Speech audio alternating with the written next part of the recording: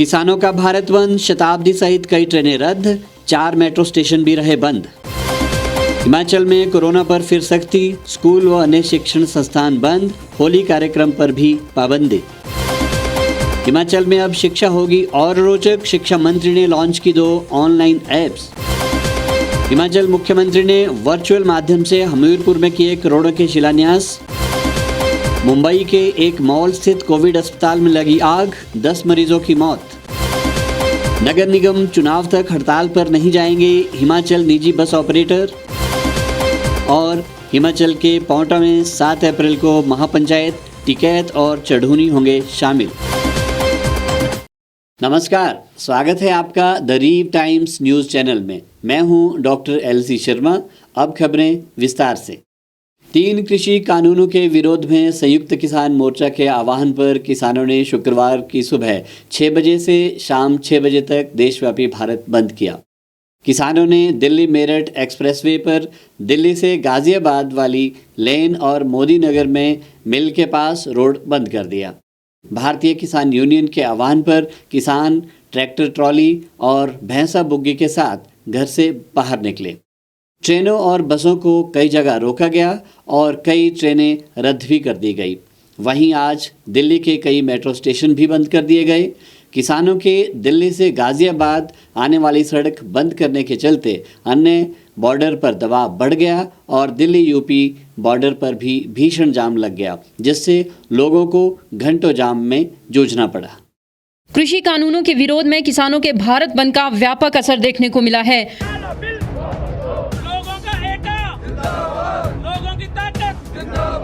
पंजाब, हरियाणा और दिल्ली में किसानों के व्यापक भारत बंद को देखते हुए 31 ट्रेनें जिन स्टेशनों पर थीं उन्हें वहीं रोक लिया गया। वहीं 4 शताब्दी ट्रेनों को भी रद्द कर दिया गया। दिल्ली मेरठ एक्सप्रेसवे पर जाम लगाने के बाद किसानों ने वहां फैले कूड़े को भी झाड़ू लगाकर साफ किया।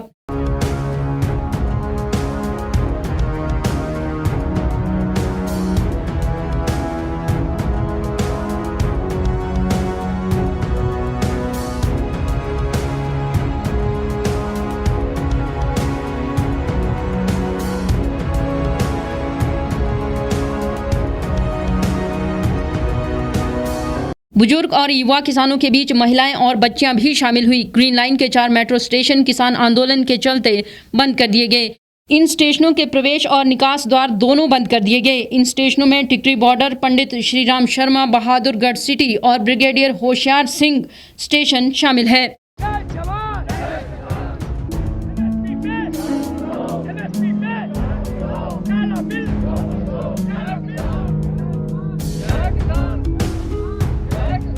प्रदर्शनकारी किसानों के एक समूह ने गाजीपुर बॉर्डर पर नाच गाना भी किया। ये लोग होली के गीतों पर पारंपरिक नृत्य करते रहे।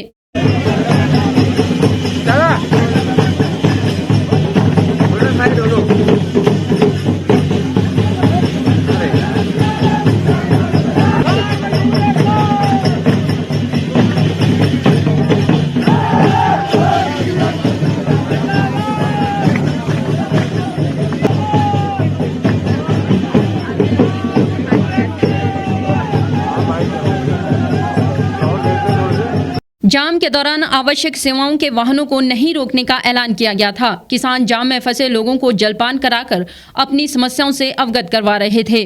भारत बंद को centre of inter trade union और अन्य कर्मचारी संगठनों ने भी अपना समर्थन दिया। भारतीय किसान यूनियन के राष्ट्रीय प्रवक्ता राकेश टिकैत ने कहा कि व्यापारियों ने शुक्रवार को देश में जगह जगह ट्रक, बस, टैक्सी बंद करने का समर्थन दिया था। गैस सिलेंडर महंगा होने से महिलाएं भी परेशान हैं। पेट्रोल डीजल महंगा होने से बजट बिगड़ गया है। हिमाचल प्रदेश में कोरोना के बढ़ते मामलों को देखते हुए सरकार ने सख्ती शुरू कर दी है। पहले चरण में स्कूल, कॉलेज, विश्वविद्यालय, तकनीकी संस्थान 4 अप्रैल 2021 तक बंद कर दिए गए हैं। इसके अलावा मंदिरों में भंडारों और लंगरों पर भी प्रतिबंध लगा दिया गया है। वहीं होली पर भी इस बार कोई कार्यक्रम नहीं होगा। शुक्रवार दोपहर को प्रदेश सरकार ने इस बारे में अधिसूचना जारी कर दी।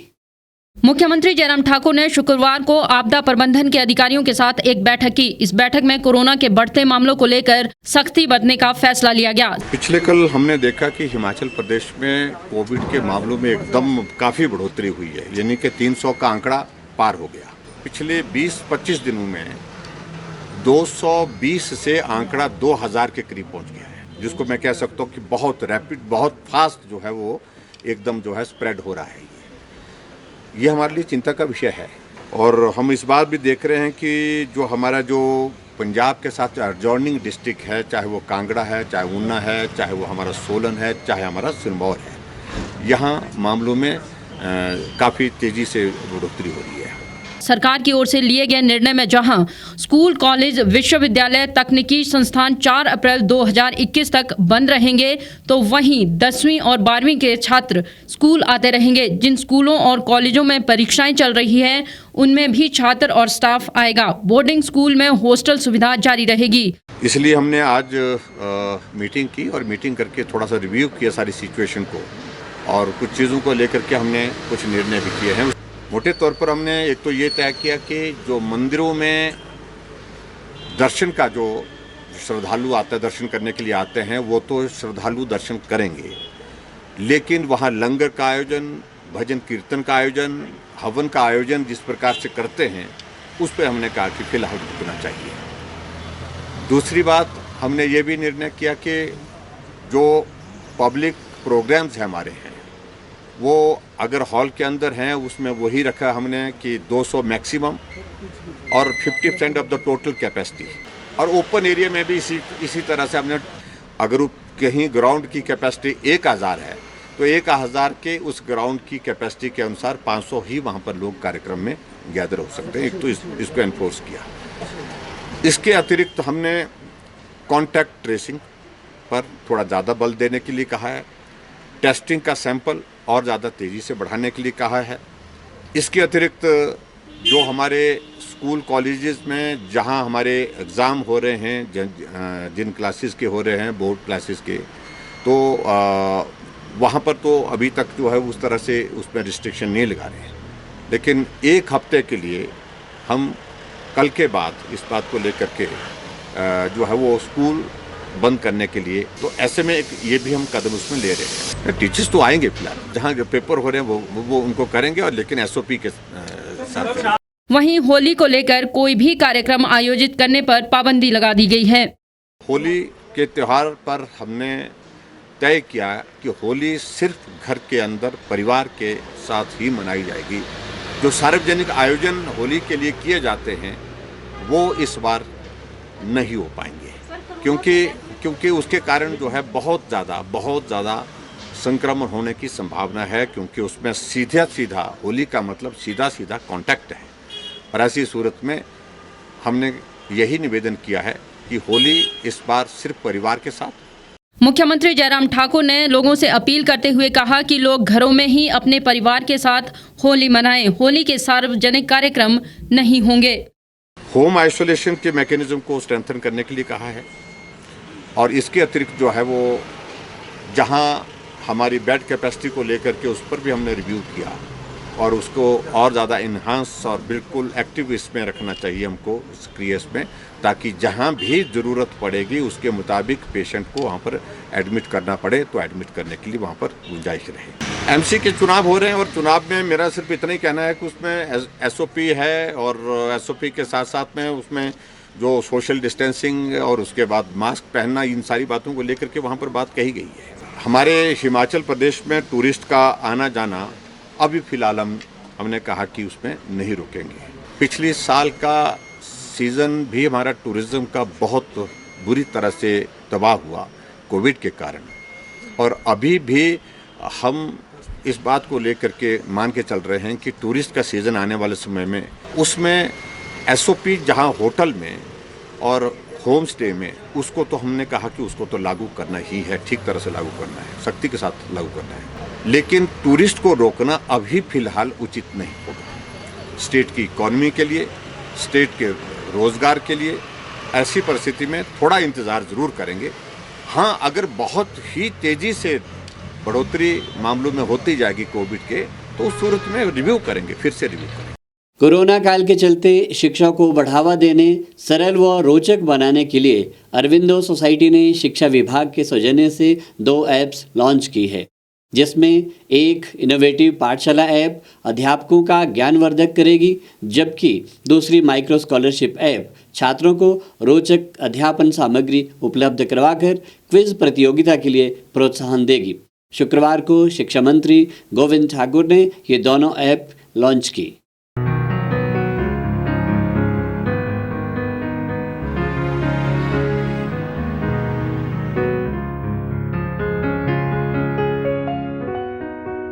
कोरोना महामारी के लगातार बढ़ते मामलों के चलते स्कूलों में बच्चों की नियमित पढ़ाई जारी रखना शिक्षा विभाग के लिए चुनौती बन गया है। देखिए, हमारी इस सारे मामले पर लगातार हम और हमारे शिक्षा विभाग के अधिकारी स्कूलों के साथ संपर्क में हैं और अभी तक हमने ये कहा है कि स्कूल भी हमारे चल रहे हैं, बच्चों की शिक्षा भी चल रही है, इसलिए उस पर भी प्रभाव ना पड़े। इसलिए जो कोरोना से सावधानी के जितने नियम हैं उन सब का पालन भली प्रकार से किया जा रहा है। लेकिन अभी स्थिति देखेंगे, यदि लगता है कि कहीं स्थिति कोई ज़्यादा गड़बड़ वाली है तो हम उस समय इस पर निर्णय लेंगे। लेकिन फिलहाल तो हमने कहा है कि सब बातों पर यानी कि पूरा ध्यान रखें ताकि फैलाव ना हो। लेकिन यदि लगता है कि भविष्य में कोई इस प्रकार की बात है तो फिर हमारे लिए पहले बच्चों का जीवन आवश्यक है, तो बाकी चीज़ें उसके बाद। इस चुनौती से निपटने के लिए हिमाचल प्रदेश शिक्षा विभाग ने ऑरबिंदो सोसाइटी के साथ मिलकर 2 खास ऐप बनाई है ताकि बच्चों की पढ़ाई और रोचक बनाई जा सके। ये देश के सभी बच्चों के लिए ऐप है, सो प्राइवेट स्कूल, सरकारी बच्चे, कोई भी बच्चा इस ऐप पे। शिमला में आयोजित शिक्षा में शून्य निवेश व नवाचार सम्मेलन में शिक्षा मंत्री गोविंद सिंह ठाकुर ने ये ऐप लॉन्च की। इस सम्मेलन में कोरोना काल में बेहतर कार्य करने वाले अध्यापकों को भी सम्मानित किया गया।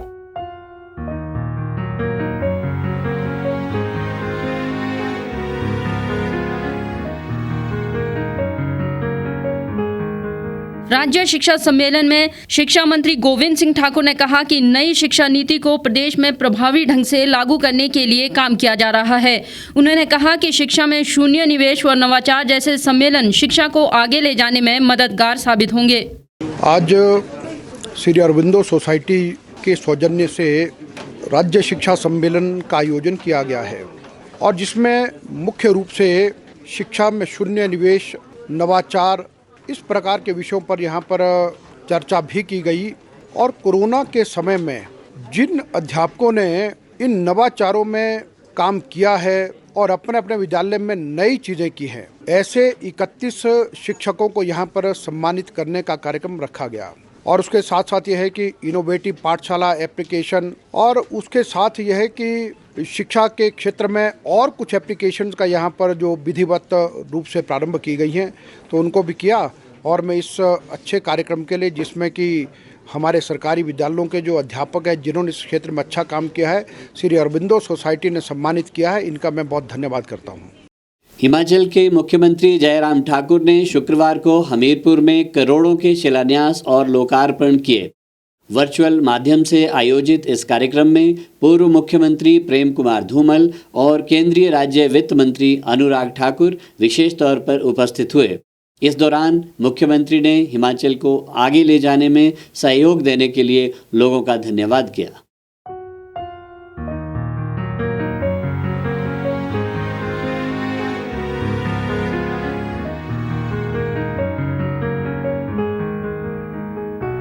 हमीरपुर के सुजानपुर में मुख्यमंत्री जयराम ठाकुर ने आज कई परियोजनाओं का शिलान्यास किया। इस मौके पर सुजानपुर में आयोजित कार्यक्रम में पूर्व मुख्यमंत्री प्रेम कुमार धूमल विशेष तौर पर उपस्थित हुए, जबकि मुख्यमंत्री जयराम ठाकुर और केंद्रीय वित्त राज्य मंत्री अनुराग ठाकुर वर्चुअल माध्यम से कार्यक्रम में जुड़े। इस दौरान मुख्यमंत्री जयराम ठाकुर ने सुजानपुर के बमसन स्थित टौणी देवी तहसील कार्यालय, बैरी गांव से पलाही तक ब्यास नदी के बाएं किनारे बाढ़ नियंत्रण फेज 2 परियोजना और सुजानपुर में डूहक, धैज, पटलांदर और ब्लेड का उन्नयन समेत अन्य परियोजनाओं का शिलान्यास और लोकार्पण किया। हम टौणी देवी का तहसील कार्यालय का विधिवत उद्घाटन करने की इस रस्म को पूरा कर रहे हैं। 2 करोड़ 15 लाख की लागत से बनी ये तहसील भवन जो है, जहां 24 पंचायतों को लाभ दे रही है, लगभग 40,000 की पॉपुलेशन को भी जो है एक अच्छे भवन की एक सुविधा उपलब्ध होगी। इसके लिए मैं सभी साथियों को और आपके इस विधानसभा क्षेत्र के सभी लोगों को बहुत बहुत बधाई और शुभकामनाएं देता हूं। मुख्यमंत्री जयराम ठाकुर ने इस मौके पर कहा कि इन सारी योजनाओं से लोगों को लाभ मिलेगा। उन्होंने कहा कि कोविड ने विकास को प्रभावित किया है, लेकिन आने वाले समय में विकास कार्यों में तेजी लाई जाएगी और इसी कड़ी में हमीरपुर में भी कई नए विकास कार्यों को अंजाम दिया जाएगा। सारे विकास कार्य जो है आज के दिन जो है कुल मिला करके उद्घाटन और शिलान्यास के 22 करोड़ 68 लाख के बनते हैं और आपके इस विधानसभा क्षेत्र में इन सारी योजनाओं की शुरुआत की दृष्टि से मैं आप सबको बहुत बहुत बधाई देता हूं कि हिमाचल प्रदेश में आप सबके आशीर्वाद से सरकार बन करके हमने 3 वर्ष का कार्यकाल पूरा किया, 3.25 वर्ष का। उसमें हर जगह हर तरह से जहां हिमाचल वासियों का भी सहयोग मिला, समर्थन मिला हर कदम पर, उस प्रकार से अपने वरिष्ठ नेतृत्व का भी बहुत बड़ा सहयोग मिला है। हमने हिमाचल प्रदेश में इस बात को भी सुनिश्चित करने की कोशिश की है कि हर वर्ग का ख्याल रखा जाए, हर मदद जितनी भी संभव हो सकती है उस वर्ग तक पहुंचाई जाए, जिसके लिए काम करने की आज की तारीख में भी बहुत बड़ी आवश्यकता है। उसके लिए भी हमने काम करने की कोशिश की और उसके साथ साथ में हिमाचल प्रदेश में जहां विकास नहीं रुके, विकास को गति मिले, विकास प्रभावित ना हो संकट आने के बावजूद भी, उस दृष्टि से भी हमने प्रयास किए हैं। और मुझे इस बात की प्रसन्नता है कि बजट के अब की बार हिमाचल प्रदेश के बजट को जो हमने प्रस्तुत किया है उसको प्रदेश की जनता ने और प्रदेश की जनता ने हर वर्ग जनता के साथ हर वर्ग ने उसका जो है वो अभिनंदन भी किया है। मुंबई के एक मॉल में स्थित अस्पताल में आग लगने से कोविड-19 के 10 मरीजों की मौत हो गई। भांडुप इलाके में स्थित ड्रीम्स मॉल सनराइज अस्पताल में आधी रात को कुछ देर बाद आग लगी। यह अस्पताल 5 मंजिला मॉल की तीसरी मंजिल पर स्थित है। हादसे के वक्त कोविड-19 के मरीजों के अलावा और भी कई मरीज अस्पताल में थे। हादसे के बाद इस बात को लेकर भी सवाल उठ रहे हैं कि मॉल में अस्पताल कैसे खोल दिया गया। आग लगने की वजह का अभी पता नहीं चल पाया है। माना जा रहा है कि ऑक्सीजन का सिलेंडर फटने से आग भड़क गई। दमकल की 20 गाड़ियों और पानी के 15 टैंकरों ने आग पर काबू पाया। दमकल कर्मियों ने मरीजों को बाहर निकाल लिया और उन्हें दूसरे अस्पताल में शिफ्ट कर दिया गया। आग मॉल के पहले फ्लोर पर लगी थी। बताया जा रहा है कि अस्पताल में उस समय 76 कोरोना मरीज भर्ती थे। इनमें से 10 मरीजों की मौत हो गई। फायर ब्रिगेड ने काम जो किया है अच्छा काम किया है। आपत्तिग्रस्त थे उनको बचाने की कोशिश की, लेकिन कुछ लोग जो वेंटिलेटर्स पे थे उनको हम नहीं बचा सके। उनको शायद शिफ्ट करने के लिए ज़्यादा कुछ तैयारी की आवश्यकता थी, क्योंकि वेंटिलेटर पर अगर कोई हो तो वेंटिलेटर डिस्कनेक्ट करना चाहिए, नहीं करना चाहिए, बहुत ही मामला गंभीर होता है। और इसमें जिन लोगों का मृत्यु हुआ, मुझे कहा गया कि उसमें ज़्यादा करके वेंटिलेटर पर जो लोग थे उनका मृत्यु हुआ है। फिर से मैं उनके परिवार की माफ़ी मांगता हूँ। पुलिस के एक अधिकारी ने बताया कि भांडुप इलाके में स्थित ड्रीम्स मॉल सनराइज अस्पताल में आधी रात के कुछ देर बाद आग लग गई। ये अस्पताल 5 मंजिला मॉल की तीसरी मंजिल पर स्थित है। हादसे के वक्त कोविड-19 के मरीजों के अलावा भी कई मरीज अस्पताल में थे। करीब 12 घंटे बीतने के बाद बमुश्किल आग पर काबू पाया जा सका। पुलिस अधिकारी ने बताया कि घटना में 10 मरीजों की मौत हो गई। आग लगी थी। उसके बाजू में एक सनराइज कोविड केयर सेंटर था। वहाँ पे लगभग 76 जो कोविड पेशेंट थे वो एडमिट थे। रेस्क्यू ऑपरेशन अभी चल रहा है। आग को नियंत्रण करने का काम चल रहा है। इस बीच मुख्यमंत्री उद्धव ठाकरे ने घटनास्थल का दौरा किया। उन्होंने बताया कि आग मॉल में नीचे से ऊपर की ओर फैली। इस मामले में दोषियों के खिलाफ कठोर कार्रवाई की जाएगी। उन्होंने बताया कि जरूरत के हिसाब से राज्य में कोरोना अस्पताल बनाए गए हैं। जान गंवाने वाले मरीजों में वे मरीज भी शामिल हैं जो वेंटिलेटर पर थे। पिछले साल जब कोरोना की शुरुआत हुई तो बेड्स नहीं मिल रहे थे, ऑक्सीजन नहीं मिल रहा था, वेंटिलेटर्स नहीं मिल रहे थे। इसलिए हम सारे लोगों ने इकट्ठा होकर कोरोना के साथ लड़ाई करने की शुरुआत की। और लड़ाई करने के लिए आपको ये भी पता है कि जहाँ भी जरूरत थी वहाँ हमने टेम्पररी हॉस्पिटल्स के लिए इजाज़त दी, क्योंकि देनी पड़ी।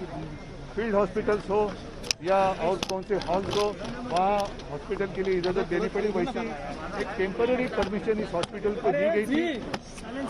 आने वाले 31 तारीख को वो समाप्त होने वाली थी, लेकिन अब आज तारीख 25-26 है, 2-4 दिन पहले ये दुर्घटना हो गई।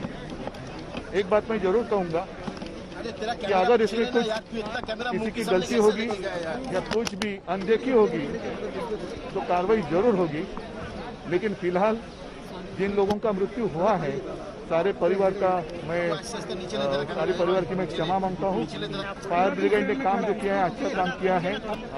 आपत्तिग्रस्त थे, उनको बचाने की कोशिश की, लेकिन कुछ लोग जो वेंटिलेटर्स पे थे उनको हम नहीं बचा सके। उनको शायद शिफ्ट करने के लिए ज़्यादा कुछ तैयारी की आवश्यकता थी, क्योंकि वेंटिलेटर पर अगर कोई हो तो वेंटिलेटर डिस्कनेक्ट करना चाहिए, नहीं करना चाहिए, बहुत ही मामला गंभीर होता है। और इसमें जिन लोगों का मृत्यु हुआ, मुझे कहा गया कि उसमें ज़्यादा करके वेंटिलेटर पर जो लोग थे उनका मृत्यु हुआ है। फिर से मैं उनके परिवार की माफ़ी मांगता हूँ। कॉम्पनसेशन तो जरूर दे देंगे। कॉम्पनसेशन तो फिलहाल जैसे मैंने कहा कि ऐसी कभी कुछ दुर्घटना घटती है तो उसके बाद हम आंखें खुलती है। ऐसी घटना नहीं होनी चाहिए, इसलिए पहले 2 महीने पहले ही मैंने सारे जितने अपने हॉस्पिटल है, आपको याद होगा विदर्भ में एक ऐसी घटना हुई थी और उस वक्त मैंने सब पूरे महाराष्ट्र के जितने सारे हॉस्पिटल्स है उनको सूचना दी है कि शॉर्ट सर्किट हो, वायरिंग, फायर ऑडिट होना चाहिए। लेकिन ये जो आग लगी वो हॉस्पिटल में नहीं लगी, हॉस्पिटल के नीचे शायद कुछ ऑफिस होगा या दुकान होगा, वहाँ पर लगी और वहाँ से फैल गई है। और फिर से मैं एक बार कहता हूँ, कोरोना का संकट बढ़ रहा है, उस वक्त भी बढ़ रहा था। अपनी जितनी सारी आरोग्य के लिए व्यवस्था है वो उस वक्त कम पड़ रही थी, बेड्स नहीं मिल रहे थे, ऑक्सीजन नहीं मिल रहा था, वेंटिलेटर्स नहीं मिल रहे थे। इसलिए जहाँ भी आवश्यकता थी और आवश्यकता है वहाँ कुछ संस्थाएं आगे आई और उनको इजाज़त देनी पड़ी। यहाँ भी हॉस्पिटल का जो काम चल रहा था उसका भी आप रिपोर्ट लेंगे तो जो मुझे जानकारी मिली है कि हॉस्पिटल का काम ठीक चल रहा था, लेकिन आग लगी है वो इसके नीचे जो दुकान होंगे या ऑफिस होंगे वहाँ लगी। हिमाचल में नगर निगम के चुनाव तक प्रदेश में निजी बस ऑपरेटर हड़ताल नहीं करेंगे। बस ऑपरेटर और सरकार के बीच हुई बातचीत के बाद यह निर्णय लिया गया। बैठक के दौरान संघ के पदाधिकारियों ने विशेष पथकर मार्च माह तक माफ़ करने और ऑपरेटरों को वर्किंग कैपिटल जारी करने की मांग जल्दी पूरी करने का आग्रह किया। गवर्नमेंट अगर ये लगता है कि हम ज़्यादा पैसे कमाते हैं तो वो एनालिसिस कर ले कि हमारी एक बस का कितना खर्चा है। हमारे को 10-20% जो मार्जिन चाहिए वाइबिलिटी के लिए वाइबल कर दें। अगर उसके बावजूद भी जाते हैं हम बहुत ज़्यादा पैसा करते हैं तो हमारा बिजनेस सरकार टेक ओवर कर ले। पिछले 7 माह से 31 मार्च 2021 तक टैक्स माफी की मांग कर रहे हिमाचल निजी बस ऑपरेटर इस बात पर राजी हो गए हैं कि आगामी नगर निगम चुनावों को देखते हुए फिलहाल वे हड़ताल पर नहीं जाएंगे। प्रधान सचिव के पंथ है, उन्होंने एक आग्रह किया है कि जो कॉरपोरेशन के चुनाव चले हैं इस कारण हम कोई जो है फैसला लेने में सक्षम नहीं है। 7 तारीख को जो है कॉरपोरेशन के चुनाव हो जाएंगे और आचार संहिता हटेगी, उससे जो पहली कैबिनेट आएगी उस पे आपके इस विषय पे जो है special road tax, token tax और जो हमारी वर्किंग कैपिटल की जो डिमांड है उस पे हम फैसला ले लेंगे। और हमने जो पूरे प्रदेश के बस ऑपरेटरों ने जो फैसला किया था कि हम पिछले सोमवार से काले झंडे लगाएंगे, वो हमारा काले झंडे लगाने का उचित किसी को नीचा दिखाना नहीं था। हमारा वो अंदेशा था भी जागो सरकार जागो, हम भी इस प्रदेश के नागरिक हैं। बस ऑपरेटर और सरकार के बीच हुई हालिया बातचीत के बाद बस ऑपरेटर इस आश्वासन के साथ हड़ताल टालने पर राजी हो गए हैं कि निगम चुनाव के बाद होने वाली पहली बैठक में इस मुद्दे पर चर्चा होगी और बस ऑपरेटर्स की मांगों को पूरा किया जाएगा। हमारी ये मांग थी, अगर सरकार ने हमारे को कोई नगद मदद नहीं करनी है तो कम से कम टैक्स और टोकन टैक्स में हमारे को राहत प्राप्त दे। और जो कैबिनेट में इन्होंने प्रिंसिपली सैद्धांतिक जो घोषणा की थी कि 2 लाख रुपए प्रति बस और टूरिज्म को, होटल को जो है हेल्प करेंगे, वो घोषणा वो अभी तक इनकी पूरी नहीं हुई। अब 31 मार्च पूरी होने को है और 2-4 दिन पहले कुछ नोटिस हमारे शिमला के ऑपरेटरों को निकाल दिए कि आप टैक्स जमा कराओ। अभी तक तो खड़ी बसों की जो है इंश्योरेंस ख़त्म हो गई, बैंकों की किस्तें नहीं दी गई, टायर खराब है, इतनी विकराल स्थिति में लोग जो आत्महत्या करने पे आत्मदाह देने के लिए तैयार हैं। के साथ मुख्यमंत्री जी के साथ भी 8-10 बार मिले, परिवहन मंत्री जी से भी मिले, अपने प्रधान सचिव जी से भी मिले पहले, और कमिश्नर साहब से भी, और हमारे प्रदेश के विभिन्न जिलों के अध्यक्ष और ऑपरेटरों ने अपने अपने स्थानीय मंत्री और विधायकों के माध्यम से अपनी इस पीड़ा को सरकार को अवगत कराने की कोशिश की। और हमारी जो मांग है बिल्कुल जायज़ है, और ऐसी हालात नहीं होते, हम भी ऐसी मांग नहीं करते। जब बस खड़ी है, वो चली नहीं, तो उसका टैक्स कैसे? जब हमने फेयर ही नहीं आया, इसका मतलब हमने गलती कर ली कि हमने जो ये व्यवसाय को चुना। एक तो हम बैंक का कर्ज नहीं दे पा रहे, खड़ी गाड़ी की इंश्योरेंस ख़त्म है। ऐसी हालात में अगर टैक्स भी माफ़ नहीं होगा तो हम कहाँ जाएंगे? जब आज हमने पूरी चर्चा की, प्रधान सचिव जी को ये भी बताया कि टैक्सेशन एक्ट में सेक्शन 14 में प्रावधान है कि जब बस किसी भी कारण से नहीं चलती है और सरकार को उसकी सूचना हो, तो वह कानूनी तौर पे भी उस टैक्स को एग्जम्प्ट करना बनता है।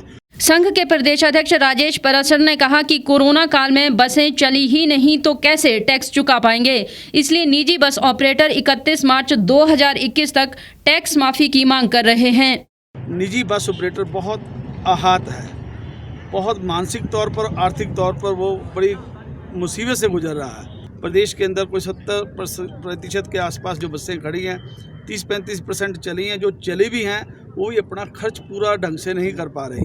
तो हमारी विशेष मांग थी कि ऐसी विकराल परिस्थिति में हमारे को जो टैक्स की माफ़ी थी वो 31 जुलाई तक थी, उसे बढ़ाकर 31 मार्च 2021 तक किया जाए। आप HRTC को करोड़ों रुपए की ऐड दे रहे हैं, पेंशन दे रहे हैं, कोविड में आप उनको 50-50 लाख का बीमा दे रहे हैं। प्रदेश से प्रवासियों को बाहर पहुंचाने का काम किया है तो एकमात्र प्राइवेट बस ऑपरेटरों ने किया है, और हमने सरकार की सहायता भी की है। जब हमारी बसें बाहर जा रही थी तो मैंने माननीय मुख्यमंत्री और परिवहन मंत्री से फ़ोन पे कहा कि हमारी बसें देश के विभिन्न प्रदेशों में जा रही हैं, आपके जो नोडल ऑफिसर हैं वहाँ से जो हमारे हिमाचल के लोग हैं या हिमाचल के बच्चे जो बाहर पढ़ रहे हैं, चाहे पूना है, चाहे कहीं भी है, कलकत्ता है, जो वहाँ पे लोग हैं, उनको हमारी जब बसें खाली आ रही हैं तो हम उनको बिना किराए से वापस अपने प्रदेश में भी लाएँ। वो काम भी हमने किया।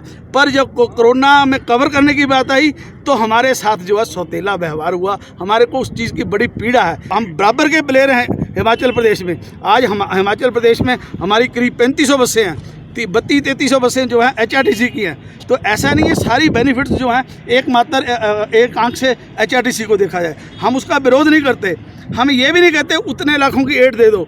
आपने हमारे को एक परमिट दिया साइन करके, हम अपनी प्रॉपर्टी बैंक में गहन रख के, गिरवी रख के बस खरीदते हैं, एक्सीडेंट रोड का सारा रिस्क लेते हैं, फिर हम जाके ये लोगों को रोज़गार देते हैं, पब्लिक को फैसिलिटी देते हैं, और हमारा मार्जिन चेक कर रहे हैं क्या खर्च है।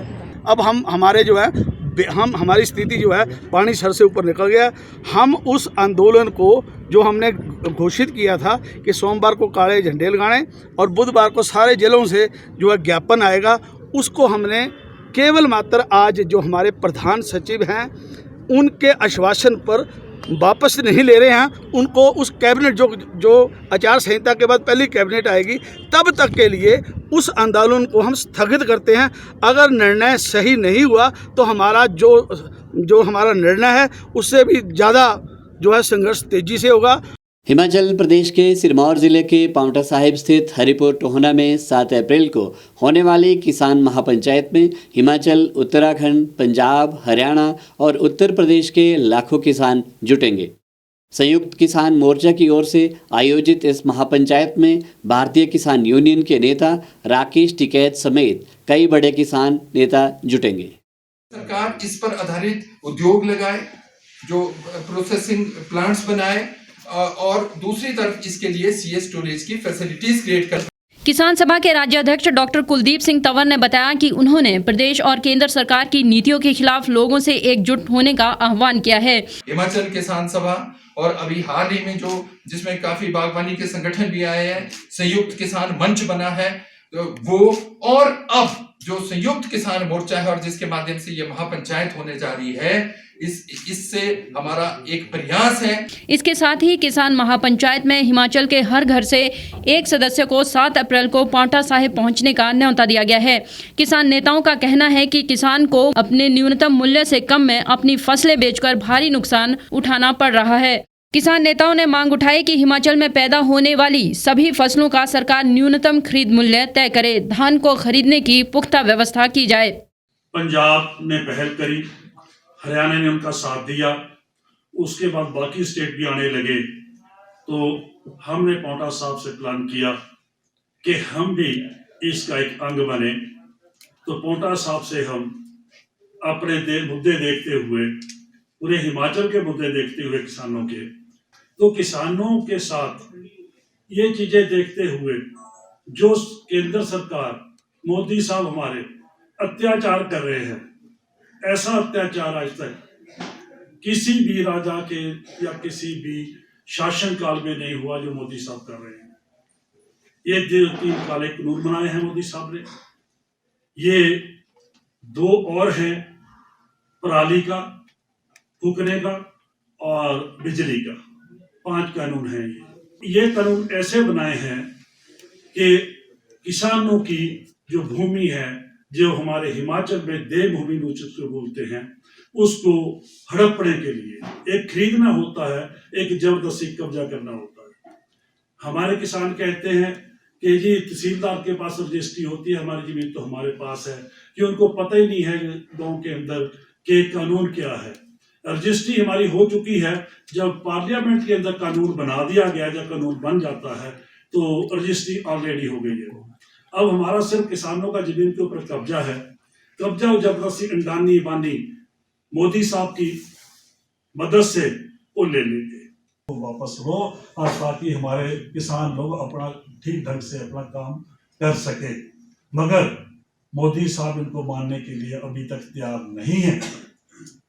मोदी साहब सरकार नहीं चला रहे, सरकार चला रहे अंडानी और अंबानी।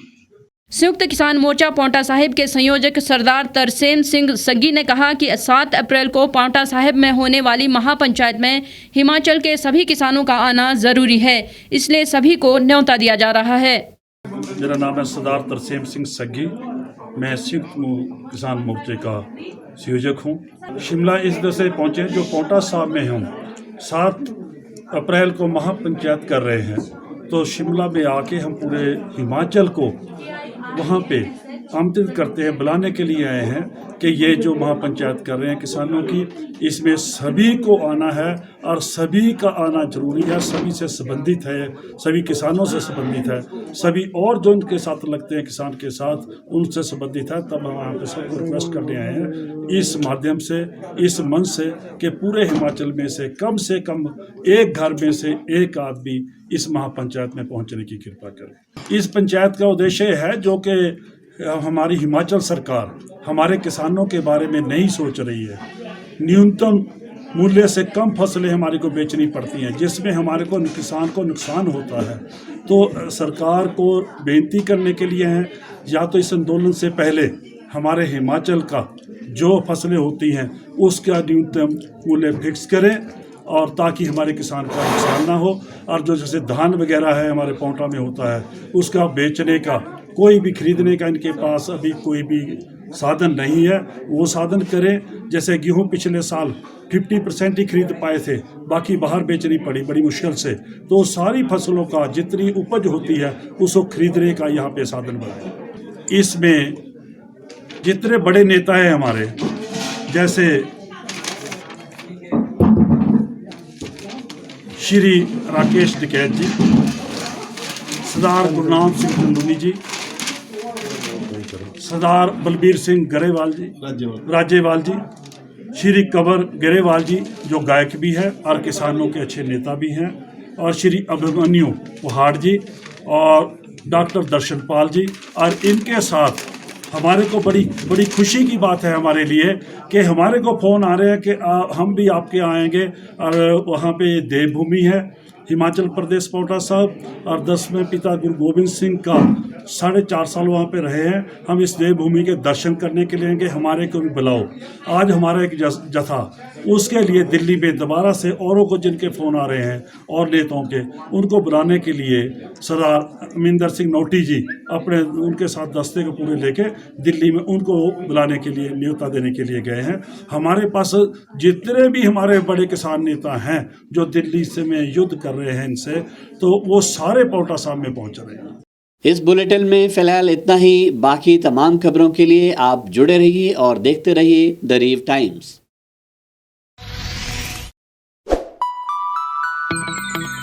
खबरों में बने रहने के लिए सब्सक्राइब करें द रीव टाइम्स, लाइक और शेयर करना ना भूलें। एक छत के नीचे सुविधाओं का अब उठाएं लाभ। रीव ई मार्ट में अब पाएं अपनी रसोई के लिए गुणवत्ता और सस्ते दामों पर राशन सामग्री। दालें हो या हो मसाले, आपका किचन ई मार्ट संभाले। उच्च गुणवत्ता और दामों में बेहतरीन रीव ई मार्ट में पधारें और पाएं अपनी पसंद के सभी उत्पाद, या फिर करें ऑनलाइन ऑर्डर और पाएं घर द्वार पर ही सुविधा। आज ही संपर्क करें फोन नंबर 8219694079 पर, बाईपास रोड, शनान, संजौली, शिमला।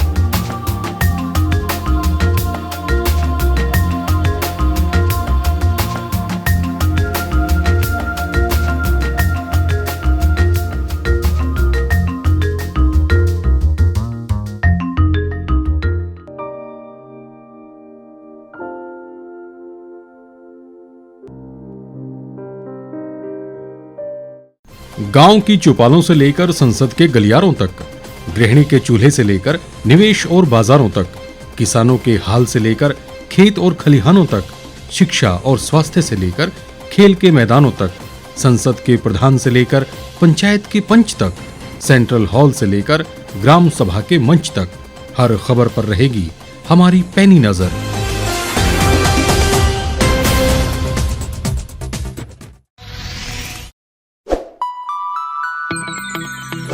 लेटेस्ट खबरों के लिए आप यूं ही देखते रहिए द रीव टाइम्स। लाइक, शेयर और सब्सक्राइब करना ना भूलें।